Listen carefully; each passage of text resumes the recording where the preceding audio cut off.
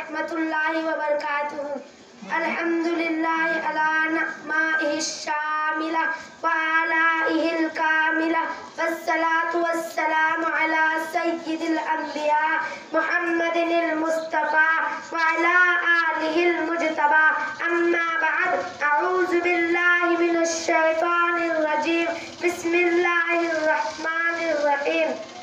اقرأ بسم ربک الذی خلق، خلق الانسان من علق، صدق اللہ العظیم۔ جس علم کی تاثیر سے زن ہوتی ہے نازن، جس علم کی تاثیر سے زن ہوتی ہے نازن، کہتے ہیں اس علم کو ارباب نظر موت۔ بیگانہ رہے دین سے اگر مدرسہ زن، بیگانہ رہے دین سے اگر مدرسہ زن، ہے عشق محبت کے لیے علم ہنر موت۔ برادران ملت میں ناظرین، پروین بنت محمد انساد حضرت عائشہ اکیڈمی قاسمی چوک باس کوٹہ بارسوئی کٹیہار کا طالبہ ہوں۔ خدائے وحدہ لا شریک کے حمد و ثنا کے بعد اولاً اپنے معزز مہمانان، مشفق اساتذہ کرام و صدر محفل کی خدمت اقدس میں دل کی نہا خانہ سے ہدیہ تشکر پیش کرتی ہوں۔ پھر ان تمام محبین کا مشکور ہوں جن کی دعاؤں کی برکت سے آپ کے مابین لب کشائی کے لیے میں حاضر ہوئی ہوں۔ میرے عزیز بزرگوں، میں جس موضوع پر زبان کو جنبش دینے کی جسارت کر رہی ہوں وہ دنیا کے اہم ترین مضامین میں سے ایک ہے، یعنی تعلیم نسواں کی اہمیت و افادیت۔ یہ عنوان کوئی نیا نہیں، یہ موضوع کوئی فرسودہ نہیں، دنیا نے اس موضوع کو ہمیشہ سراہا ہے۔ ماضی بعید سے لے کر حال تک ہماری تاریخ شاہد ہے کہ میدان تعلیم میں اس صنف نازک کا کتنا اہم بھومکا اور نمایاں کردار رہا ہے۔ دنیا کی کوئی تاریخ ان کی تعلیم اور ہنر کو سرائے بغیر مکمل نہیں ہو سکتی۔ میدان تعلیم کے ہر ایک شعبہ، تقریر ہو یا تحریر، تصنیف ہو یا تبلیغ، تصوف ہو یا طریقت، ہر ایک شعبہ ان کی محنت و قربانی سے آشنا ہے۔ معرض ہنر بھی ان کی خدمت و آبیاری کے ثنا خواہ ہے۔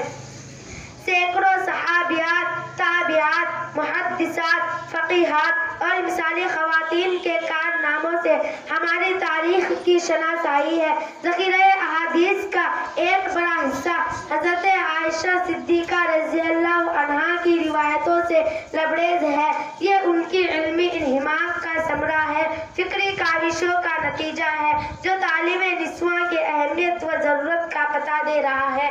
فقہ و فتاویٰ اور اجتہاد کے شائقین ہمیشہ سے حضرت عائشہ رضی اللہ عنہا اور ان کے تلامذہ کے خوشاچی رہے ہیں۔ ام یحییٰ کو کون سی تاریخ بھلا سکتی ہے؟ کون ان سے بے خبر ہو سکتا ہے؟ کیسے ان سے کوئی نا آشنا رہ سکتے ہیں؟ یہ وہ محققہ اور خدا ترس خاتون ہے جس نے 40 سال تک اپنے شرعی اور بشری ضرورتوں کو انجام دینے اور دلوانے کے لیے قرآن شریف کی آیتوں کے علاوہ کبھی کوئی تکلم نہیں کیا۔ آخر قرآن شریف کے معنی کو کتنا ازبر کیا تھا، اس کے مطالب کو کیسے ضبط سینہ کیا تھا، اس کے مفہوموں کو کیسے قید تحریر کیا تھا۔